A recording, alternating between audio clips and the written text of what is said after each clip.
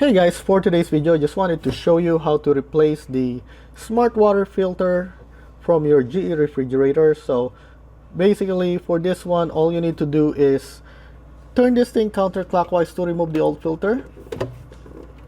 Okay.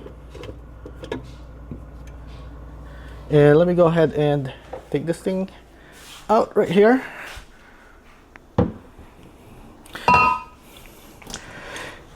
And some of the filters will have an arrow like this. So you have the lock arrow and you also have a start arrow. So when you have that, all you need to do is just follow that guide. But if you don't have that, don't worry, you can easily install it as well. So let me show you how. So this is the new water filter that I got from Amazon, and this is the water drop.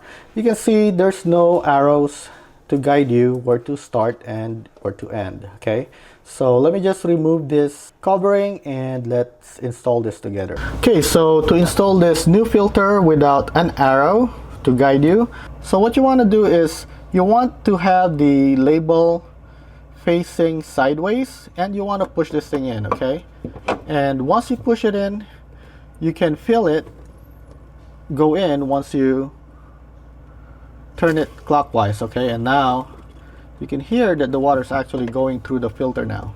So now you know that it's installed properly because the front of my filter is now facing to the front. And at this point, all you need to do is flush at least 20 gallons of water from your refrigerator, and after that your filter should be ready to use.